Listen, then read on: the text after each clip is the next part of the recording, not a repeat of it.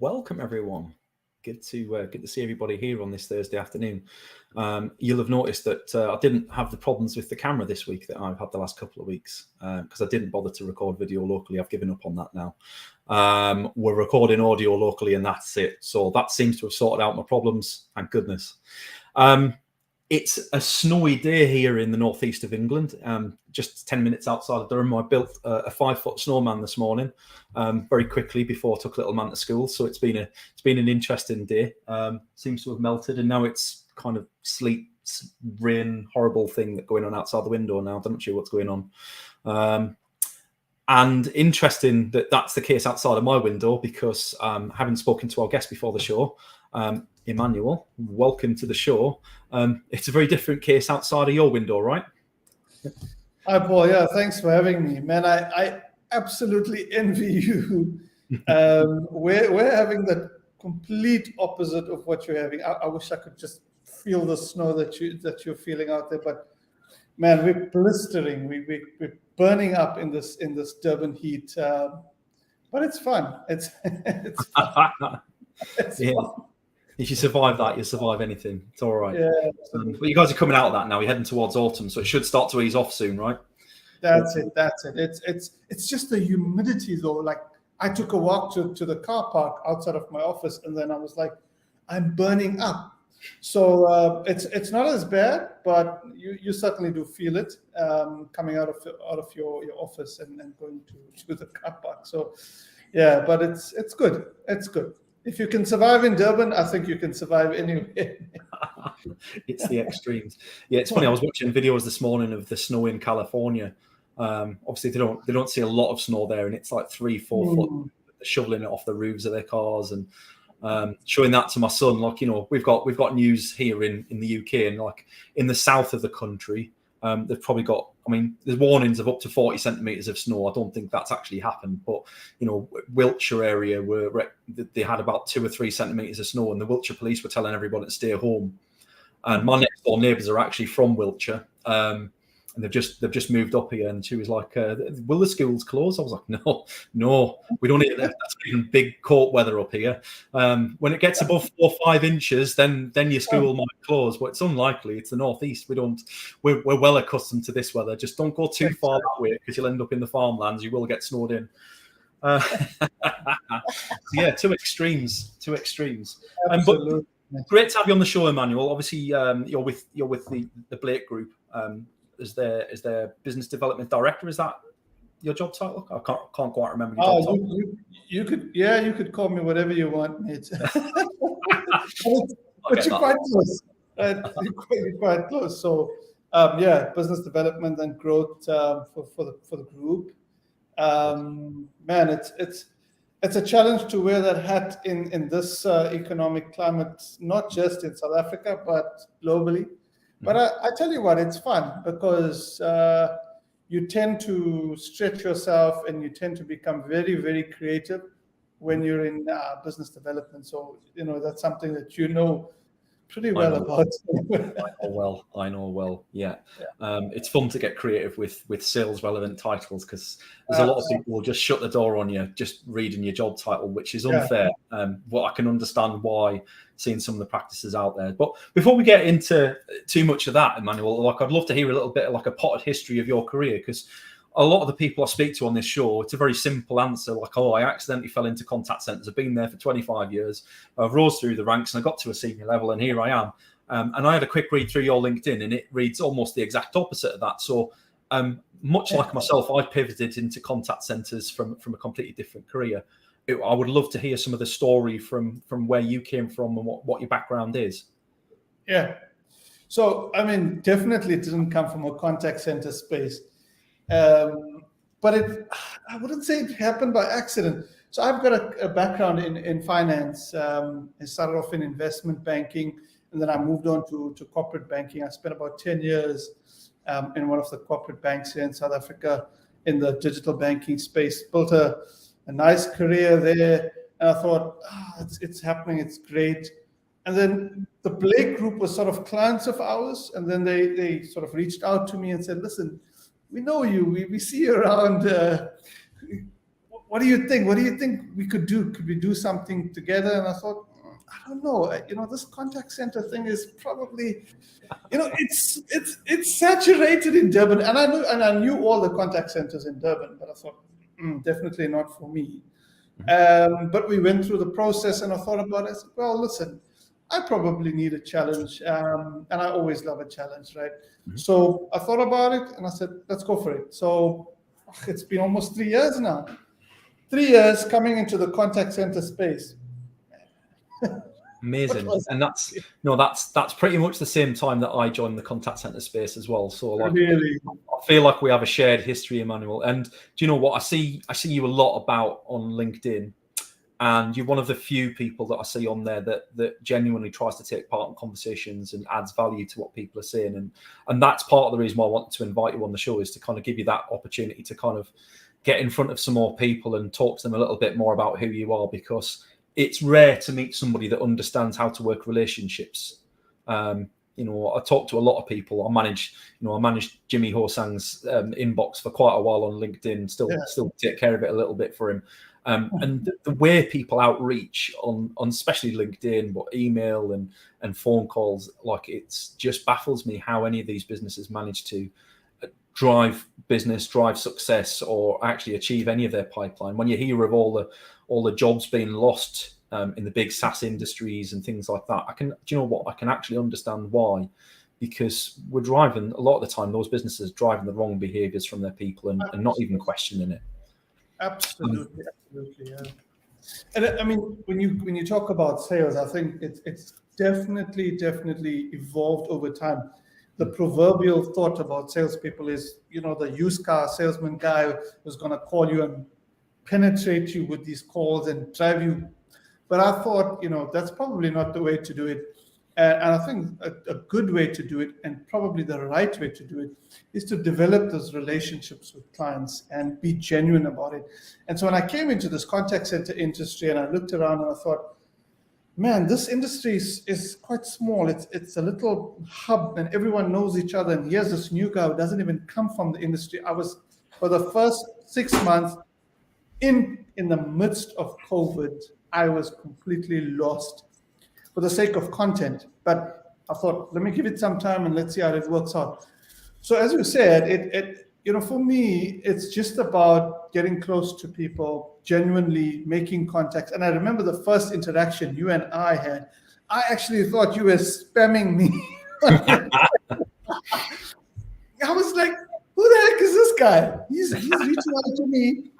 And you reached out to me, I think, on LinkedIn, on Messenger, and then on Sales. And I thought, this is suspicious. This is just weird.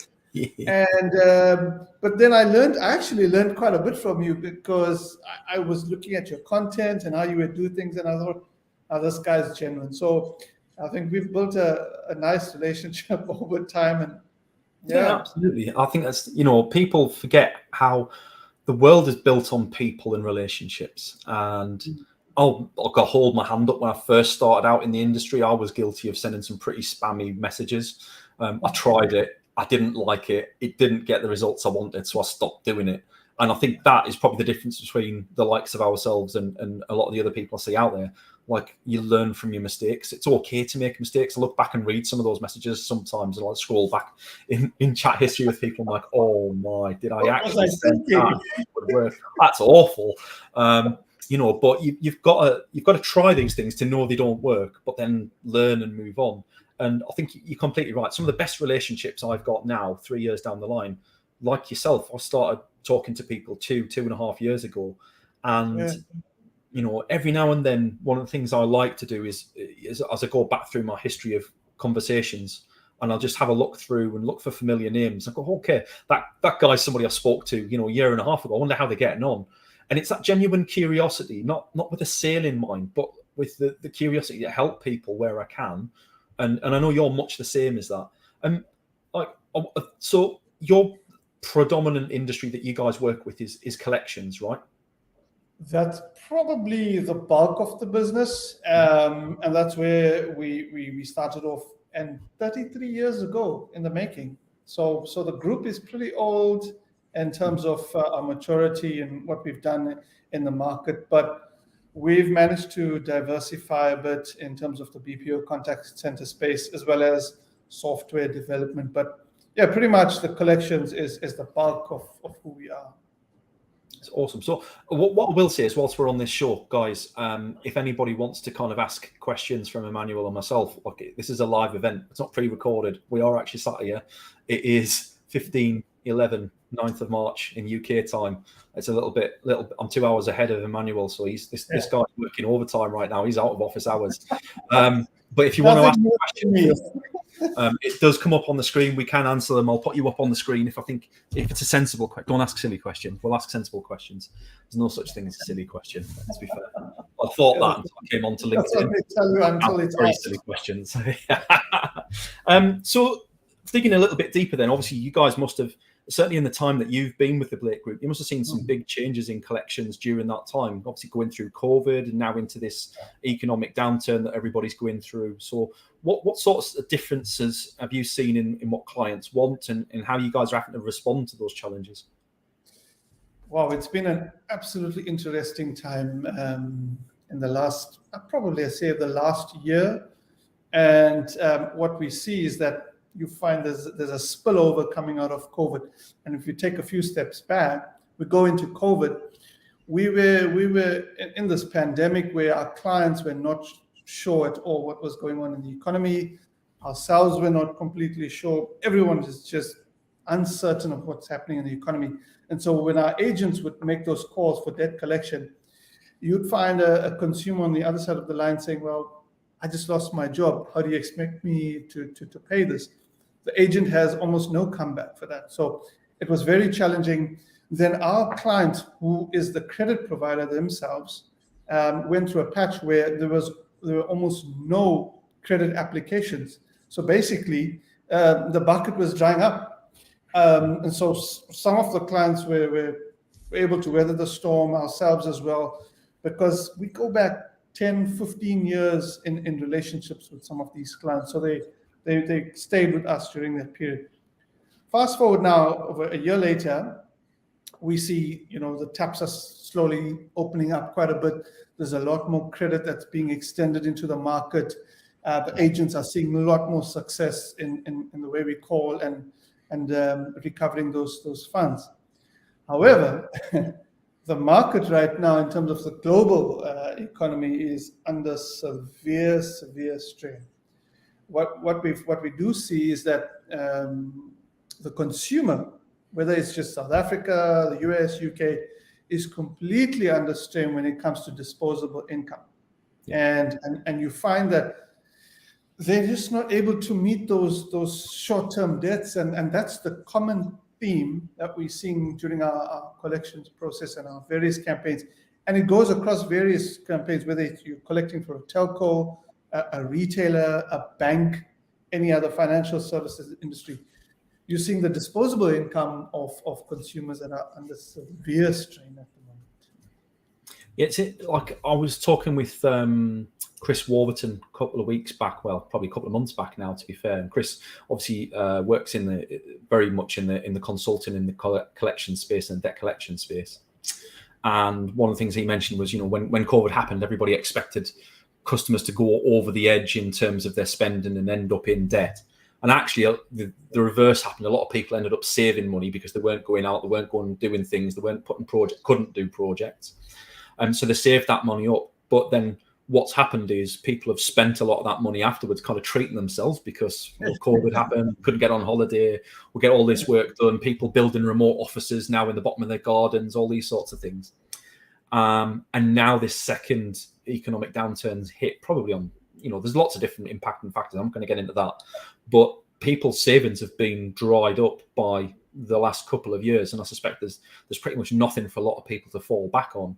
So, combine that with the increased utilities costs and the cost of fuel and things like that, I can see why now is a particularly tough time. But that must make extra challenges for yourselves in terms of, if customers don't have that money to pay their debts, regardless of the reason how they got into the situation they're in, that kind of limits the options that you guys have in terms of, because obviously your business is to get that money back to the original debt creditor. How does that impact on you guys then? Does that make your agents' jobs pretty tough? It's been pretty tough, but what we've seen in terms of our statistics, I think it was probably towards the end of last year, November. The South African market is very different. Like you find towards November and December, we received a lot of payments coming through, and we've collected a good amount of money. And we looked at the stats. Basically, what it is that the consumer is basically trying to get a buffer in for the December and the holiday spend. So we come into January, we see that now we need to collect on that. We've seen a boost in January and February collections. I think what we'll do is we'll see probably it'll tend to settle a bit now going into March and April, and might just plateau a little bit going into the mid part of the year, because we're successful in collecting in Jan and Feb. But as we move into the latter part of the year, things might sort of iron out a bit. But certainly what you're saying is that the inflation is just driving the state of the economy. And it's not just here in South Africa. I mean, you guys in the UK, I think, what are you sitting around 10% now? The US is about 6.2, South Africa 6.9. So inflation across the globe is just eating into the disposable income of a consumer. It's causing a lot of strain. We're feeling it when we're calling into the debtors. But what we do is we make arrangements with them. We call it a PTP, which is a promise to pay. And we say, look, sir, we know you owe this amount. Are you willing to make a certain type of arrangement with us that we'll be able to collect? And so we follow up with those calls. The challenge is that you cannot be too harsh with those customers and those clients, because you represent a bigger client at the end of the day. And so you've got to be extremely careful in the way you conduct those calls. What we do endeavor to do is simply make soft calls. When we know that there's a debt coming up, we call the consumer and say, listen, sir, we're just giving you a soft reminder that you owe a certain amount. It's due in the next few days. It's a simple reminder. And that's called a soft call, really. It's a friendly reminder, nothing harsh. So it's a matter of rehabilitating those consumers as well. Yeah, and that's it. Like, because at the end of the day, if you go too hard in on people who are already in that situation, all you're doing is increasing the stress and pressure that they're in, and the likelihood is you'll end up collecting nothing out of them because they'll just go off the deep end or refuse to engage with you at all. And you've got to have that relationship. It's behavior breeds behavior, I guess, is one of the phrases I was always brought up on in the contact center world. But are you guys seeing more of a push from your clients to move towards a data-oriented approach with collecting the debts that you guys have to work with? Is it kind of much more of a focus on outstanding debt versus what they're able to repay and total debt accrued, those sorts of things? Is there more of a push, or does that kind of come from your clients into you guys? Yeah, look, we work with various clients in various industries and niches. So the challenge there is it's probably roughly close to 100 separate clients. There's never a simple day when it comes to all of these clients. So a bank, for example, will not be exactly the same as another bank. One would think, well, it's a bank. Not really. They have their own strategies in place. So when they would say to us, we're giving you this sort of target, and this is what we want you to collect on. We're giving you these are your KPIs, work on it. So in-house, we'll just develop a strategy based on that, whether it's the PTP type of amount that we need to collect on, whether it's looking at trying to cure that customer over a period of time. But it's very specific to a single campaign that the client really comes to us and says, we need this done from you. So it's interesting. Like one of the things that we kind of discussed during lockdown was, there was this big conversation around service levels were increasing. There was less people in the offices to do what they needed to do because of sickness and attrition and all the rest of the jazz. And we were discussing around, now's the perfect time to be building relationships with your customers. So to your point around the soft calls, really, like not just calling them when you need to get them to make a payment or they're past that point where they make a payment, almost getting to be on their side, be seen as their trusted advocate that they can rely on to go, all right, these guys actually, this business is trying to help me as much as I can. And I know I'm in a tough position, but I'm gonna help that business out first and get that debt cleared first, because I know I can trust them and I like them, and I don't get badgered all the time by them. But I guess it's a fine line to balance between sort of building that relationship and getting the job done, which is ultimately the end of it, right? Absolutely, yeah. So what other sorts of things are you guys involved in outside of collections then? Because you do lots of service as well, right?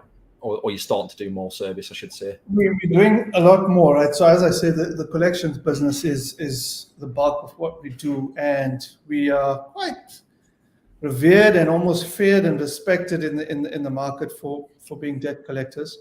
But the part of the business that's growing nicely is our contact center BPO work across the UK, US, and Australia as well. So we've done a lot of work. That part of the business is growing pretty well, and of course, we're always looking to grow much more. We've got managing executives in that business that are in BPO contact centers for over 20 plus years, very, very well seasoned, respected, understood, and so that part of the business will grow. I think in total we have roughly about 2,300 agents at the moment across 5 sites in South Africa. So always an opportunity to grow. As you know. Absolutely. Yeah. I think there's probably a big push right now, as there was really during COVID. I think people realised too late during COVID that they needed to diversify their service offering.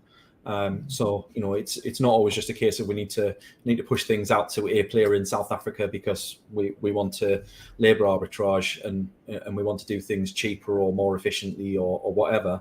It's also now about actually we want a couple of seats out in South Africa, but we want a couple of seats near shore in America. We want some guys out in Philippines, and kind of prevent and protect the business a little bit more. So I guess that probably makes the initial conversations a little bit easier for you guys now, right? Absolutely. I mean, we are receiving quite a bit of inquiries when it comes to South Africa. People are saying, well, we've heard about South Africa. I spoke to a guy from the US about 3 weeks ago. He said to me, I cannot believe I've never heard of South Africa in the contact center industry before. And I thought, well, we've been around for a bit. Where have you been? But I think, coming back to your point, it's not this thinking where, well, we're looking for a low-cost provider, let's go to South Africa. It's absolutely not that. What we are is a quality provider. And if you're hearing the accent, this is what you're getting basically coming out of South Africa. So it's a quality initiative. There's a guy by the name of Peter Ryan. I'm sure you know him. He's done the study. South Africa is the best CX offshore location provider for the next 2 years, 21 and 22. We all know that. But the fallacy is to think, well, it's a low-cost provider. I think we're quite competitive, but we're not looking for this cheap type of enterprise. We're going to give you the quality that you deserve. Yeah. We ourselves in the Blake Group, look, I think we're probably looking for good quality work as well. And we are in a position sometimes to look at the type of client and say, well, you're just fishing for margins, you're looking for price. Yeah. I don't think we're in that type of game because come back 6 months later, you're just trying to shave us off anyway. So yeah, and that's a good position to be in because I hear of conversations where clients are refusing to pay for training time and break times and holidays and all the rest of the jazz, and it's like, yeah, like you're gonna look like. I genuinely think it's short-sighted choices. I've talked about this before. Senior leaders globally are in their position much less time than they've ever been, and certainly when you've got shareholders behind you, they want results now. And the temptation is to make these sorts of decisions, outsource on the cheap and to the cheapest that you can get. The sad thing is that you're not looking forward to like the next 2-3 years of customer lifetime value and where your NPS, your CSAT, and your customer experience indicators are going to sit as a result. And that takes so much more to pull back than dealing with the consequences in the meantime that maybe a slightly tighter financial situation, but much better customer service. Do you find a lot of the challenges in helping the clients build the business case, though? I didn't hear you. What was that? Do you find a lot of the challenge for you guys at the moment is in helping the clients understand the business case much better, and almost helping them create their own business case as opposed to them coming to you with something and you just agreeing with it? Yeah, it's a bit of both. I mean, you find there's clients that have a business case at the moment and say, well, we're trying to do X, but we're not sure how to actually do it. And then that just completely opens up an opportunity for the team to look at it and say, well, we could probably do it this way. Like right now, we're busy with a client. It's a massive, massive client in the financial services space. It's a global client. And they came to us and saying, well, we're not sure what to do with this. Can you assist us? That's a different set of variables. Then you find a client who actually knows what they're doing and in the space to say, well, we're basically just shopping around for price.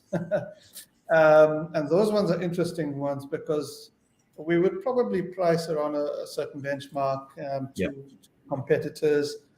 And if we win it, we win it. If we're not, it's fine. But we receive quite a few different inquiries from clients. I released a post recently from a client in the US, and he had one interaction with one of our agents, and he had something fantastic to say about the agent. Just listening to her on the call, it was his first time ever engaging with a South African agent, and he thought, "Wow, this is amazing." So I posted that screenshot of the email on it. And that's basically it. It's not a matter of this is the cheap destination. And people were thinking, well, you're load shedding and you've got this power outages. But let me tell you this. We work with load shedding like clockwork. We know exactly when the power is going off. We've got an app for it. We work it like clockwork. So, and we've got backup generators. We've got everything in place. So there's no sort of disruption to work.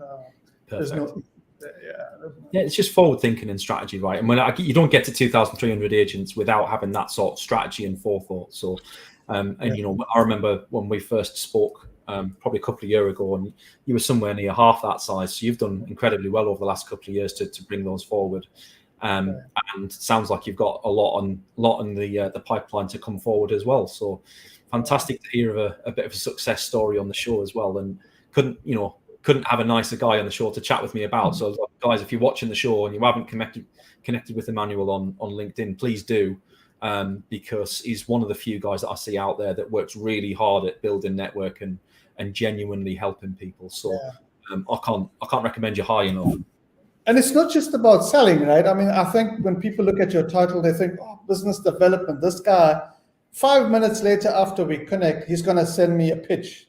And that couldn't be further from the truth. I would never send you a pitch.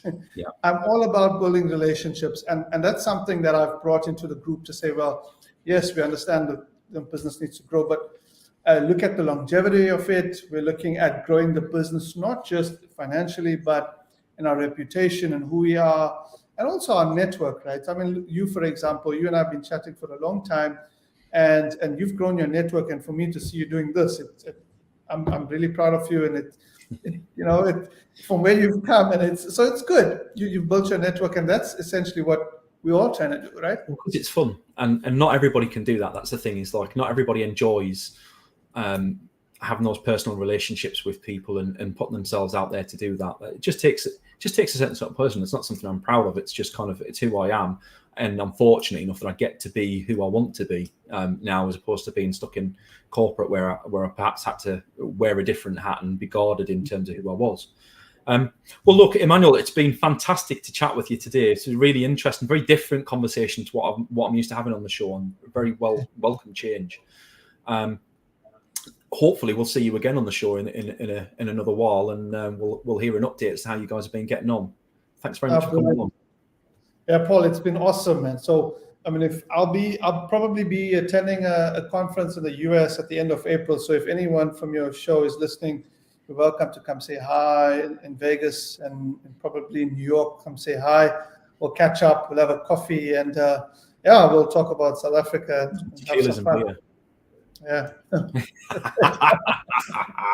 Fantastic. Great to catch up.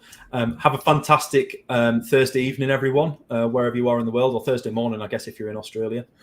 Very early. All right. Take care, everyone. Bye-bye. Cheers. Bye-bye.